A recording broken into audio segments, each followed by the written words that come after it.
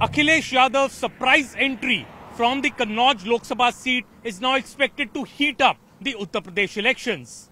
Kannauj is a seat from where Akhilesh Yadav had made his political debut over 2 decades back. He was a 3-time MP from here before he became the Chief Minister of Uttar Pradesh in 2012, and then his wife Dimple Yadav won the bypoll from Kannauj unopposed in 2012. She won the seat again in 2014, but in 2019 Lok Sabha elections, the BJP came up with a shock victory from Kannauj, where Dimple Yadav lost the elections. Now Akhilesh Yadav has returned to Kannauj to reclaim the stronghold seat of the Samajwadi Party, and the entire Yadav belt from Firozabad, Badaयूं, Mainpuri and Kannauj all have Yadav family members contesting in these Lok Sabha elections. If it's Akshay Yadav, the son of Mr. Ram Gopal Yadav, contesting from Firozabad, it is Aditya Yadav, the son of Shivpal Singh Yadav, contesting from Badaयूं, and you have Akhilesh Yadav and his wife Dimple Yadav now contesting from Kannauj and Mainpuri respectively.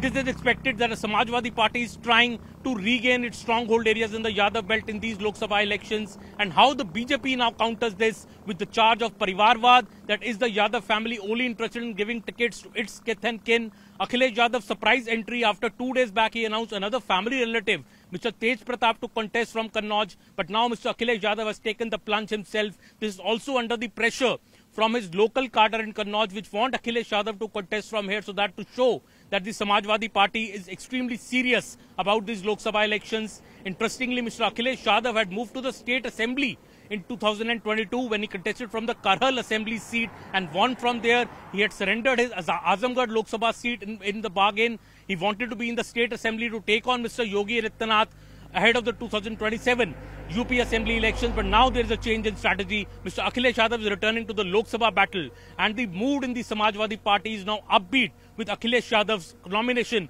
being filed from Kannauj.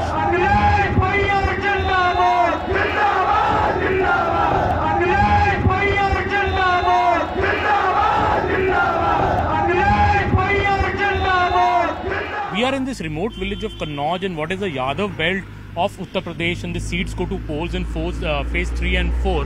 तो भाई साहब, ये पूरी जो belt मानी जाती है फिरोजाबाद से आप शुरू करें, कन्नौज तक आए, पूरी यादव बहुमूल्य वोट है, एसपी की स्ट्रांग होल्ड रही है, तो वोट किसको पड़ रहा है? एसपी को पड़ रहा है, मोदी जी को पड़ रहा है कि बीजेपी को पड़ रहा है? वोट दोनों को पड़ रहा है।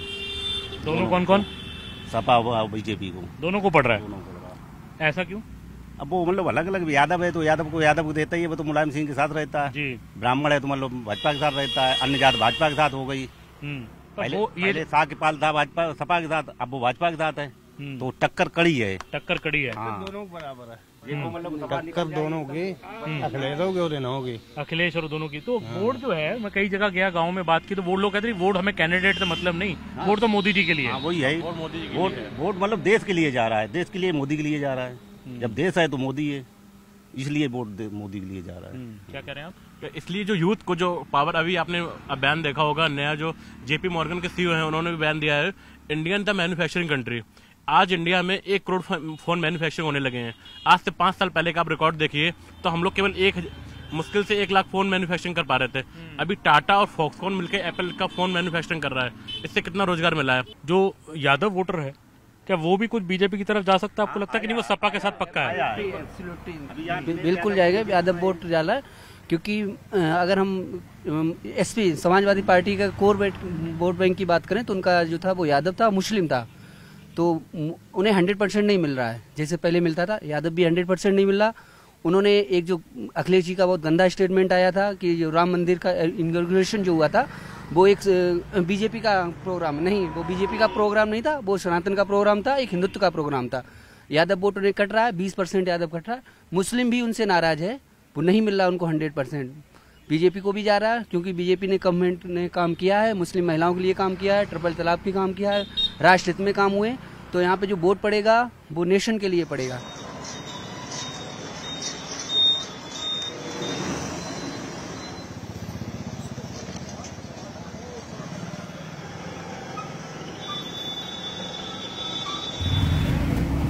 We are in the famous Itr Bazaar of Kannauj, and you can smell the fragrance of Itr all along the street.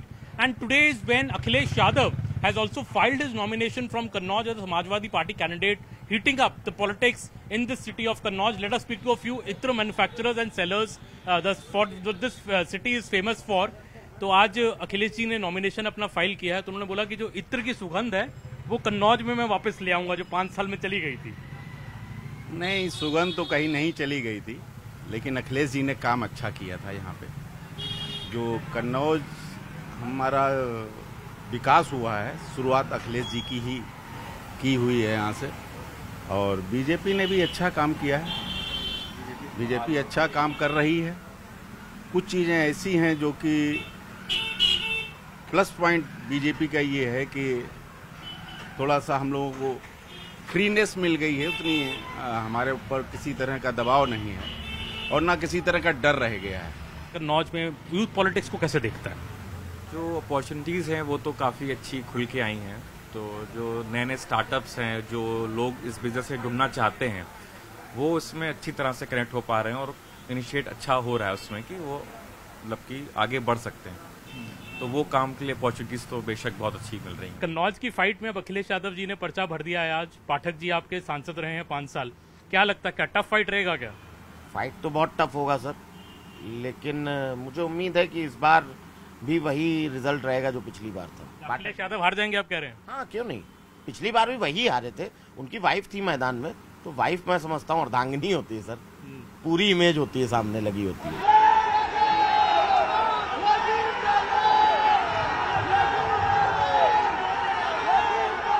We are in Yadav land and this is the region from Firozabad till Kannauj, which is dominated by the Yadav community, Yadav voters, and this is an area where also the Samajwadi Party has the brightest prospects the party feels in these elections. Speaking to some voters here, तो ये पूरी हम इसे फिरोजाबाद से शुरू करें, कन्नौज तक आए, मैनपुरी, बदायूं, सब तरह से यादव स्ट्रांग होल्ड कहा जाता है इसको। पिछली बार 4 में से 3 सीटें बीजेपी ले गई थी, 1 सीट सिर्फ मैनपुरी जीत पाई। इस बार क्या अलग होने जा रहा है? आपको लगता है कि वापसी कर सकती है सपा? समाजवादी पार्टी जब से इसका जन्म हुआ है हमेशा गरीब, पिछड़ों, मजदूरों, नौजवानों, किसानों के साथ रहने वाली पार्टी है। तो समाजवादी लैंड में भाई साहब बताइए, पिछली बार फिर क्या चूक हुआ?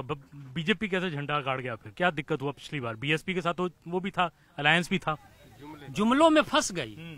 जैसे अब नया आ गया, तो मंगल सूत्र बेच देंगे।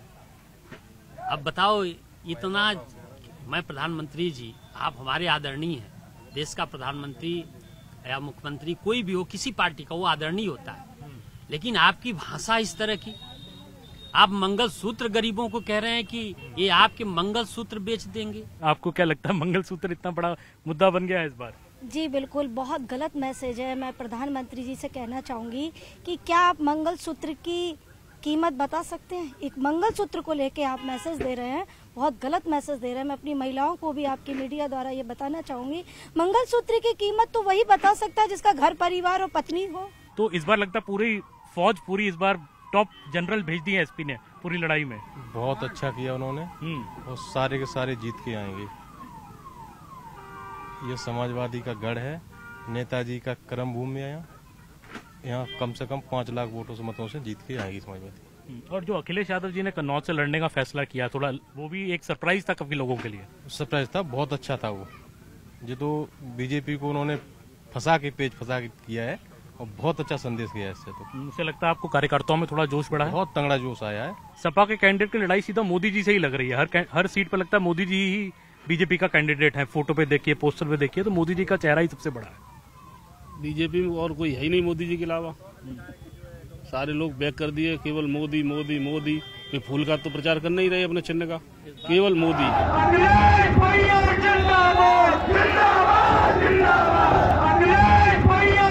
In the Yadav land of Uttar Pradesh, there is considerable enthusiasm after both Akhilesh Yadav and Dimple Yadav are in the fray from Kannauj and Mainpuri respectively. A group of women here in Kannauj here. Let's speak to them.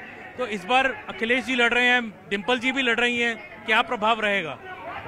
प्रभाव तो इतना रहेगा, record मतों से जीत होगी। और हम महिलाओं ने गली गली में उनकी साइकिल बड़ी लंबी रफ्तार में दिल्ली रुकेगी जाके। मैनपुरी जो सीट है, नेताजी की सीट रही इतने साल, आपको लगता है मैनपुरी में जीत सुनिश्चित है कि वहाँ भी बीजेपी बहुत टफ फाइट दे रही है? सुना है इस बार? ऐसा कुछ नहीं है, वो हमारी बहुत पुरानी सीट है, आज भी हमारी है और हमारी ही रहेगी, उसको कोई ले नहीं सकता है। और ये जो पार्टी जिसकी बात कर रहे हो मजबूती से लड़ रही, उनके पास मजबूती कुछ नहीं है। मजबूती उनके पास एक ईवीएम है। ईमानदारी से वो लड़े ना तो वो हमारे पूरे उत्तर प्रदेश में 2 ही सीट निकाल लें तो बहुत बड़ी बात है।